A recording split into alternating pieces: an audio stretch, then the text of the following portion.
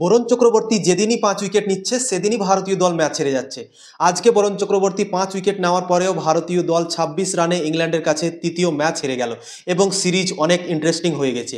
বরুণ চক্রবর্তী তার ক্যারিয়ারের দুবার 5 উইকেট করে নিল এবং দুবারই ভারতের দল হেরে গেল।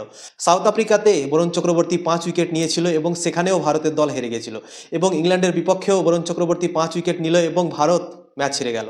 তো বরুণ চক্রবর্তীর সঙ্গে হচ্ছেটা কি ভাই, যেদিন সব থেকে বেশি ভালো পারফরমেন্স হচ্ছে সেদিনই ভারত ম্যাচ হেরে যাচ্ছে, এবং দুবার বরুণ চক্রবর্তী 5 উইকেট নিল এবং দুটো ম্যাচই ভারতের দল হেরে গেল। তো ইংল্যান্ডের কাছে 26 রানে ম্যাচ হেরে গেল এবং সিরিজে খাতা খুলে নিল ইংল্যান্ড।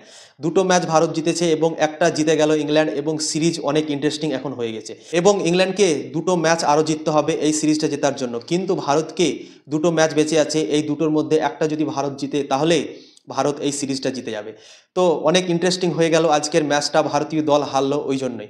যদি ভারত জিতে যেত তাহলে কিন্তু ভারত এই সিরিজটা জিতে যেত এবং 3-0 এগিয়ে যেত। কিন্তু আজকে বরুণ চক্রবর্তী 5 উইকেট নেওয়ার পরেও ভারতের দল ম্যাচ জিততে পারলো না। এক সময় ইংল্যান্ডের 127 রানে 8 উইকেট পড়ে গিয়েছিল এবং লাস্ট মুহূর্তে গিয়েও তারা একটা ভালো স্কোরে পৌঁছে গিয়েছিল।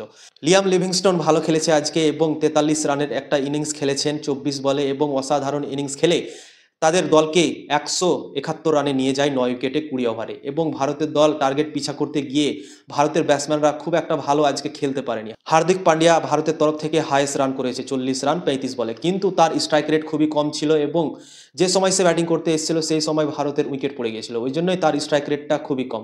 তো ভারতের ব্যাটসম্যানদের মধ্যে কেউ আজকে ভালো খেলতে পারেনি, তাবড়তোড় ইনিংস খেলতে পারেনি, ওই জন্যই ভারত আজকে এই ম্যাচটা জিততে পারলো না। যদি ভালো খেলতো তাহলে ভারত হয়তো এই ম্যাচটা জিততে পারতো, কিন্তু ভারতের তরফ থেকে আজকে অফ ডে ছিল ব্যাটিংয়ে, কোনো ব্যাটসম্যানই ভালো খেলতে পারলো না, ওই জন্যই ভারত আজকে 26 রানে হেরে গেছে ইংল্যান্ডের কাছে তৃতীয় ম্যাচ।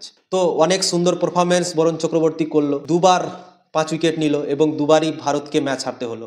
সাউথ আফ্রিকার বিপক্ষে 124 রান করেছিল ভারতীয় দল প্রথমে ব্যাটিং করে, এবং সেই ম্যাচটাতে বরুণ চক্রবর্তী 5 উইকেট নিয়েছিল, তা সত্ত্বেও ভারতের দলকে ম্যাচ জেতাতে পারেনি। এবং এই ম্যাচটাতে ইংল্যান্ডের বিপক্ষে 171 রান ইংল্যান্ড করেছিল এবং 5 উইকেট বরুণ চক্রবর্তী নিল এবং অসাধারণ কাজ করলো ভারতের দল থেকে। কিন্তু ভারতের ব্যাটসম্যানরা কাজ করতে পারলো না, এবং ইংল্যান্ডের যে বোলাররা ছিল অসাধারণ কাজ করলো।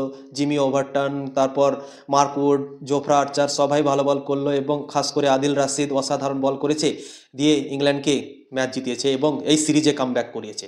তো এই সিরিজটা অনেক ইন্টারেস্টিং হয়ে গেছে আজকে ইংল্যান্ড জিতাতে। ইংল্যান্ড যদি এই ম্যাচটা না জিতত তাহলে ইংল্যান্ড পুরোপুরিভাবে সিরিজটা হেরে যেত এবং 3-0 পিছিয়ে যেত। তো ইংল্যান্ডের জন্য একটা ভালো কাজ হলো কি আজকে তারা ম্যাচ জিতে সিরিজে কামব্যাক করলো।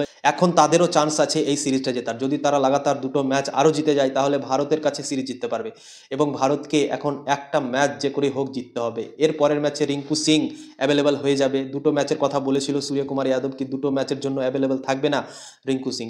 এর পরের ম্যাচটা হয়তো রিঙ্কু সিং কামব্যাক করে যাবে, তো ফিনিশার রোলটা অসাধারণ হবে ভারতের। যদি রিঙ্কু সিং চলে আসে তো ভারতের দলও মজবুত হবে। এবং মোহাম্মদ শামি কামব্যাক করেছিল আজকের ম্যাচে, কিন্তু উইকেট পায়নি। মোহাম্মদ শামি 3 ওভার বল করেছিল, 25 রান দিয়েছে, কিন্তু তার উইকেট কলম ফাঁকা গিয়েছে। তো আশা করছি পরের ম্যাচ ভালো করবে এবং ভারতীয় দল ম্যাচ জিতে ইংল্যান্ডকে সিরিজ হারাতে পারবে।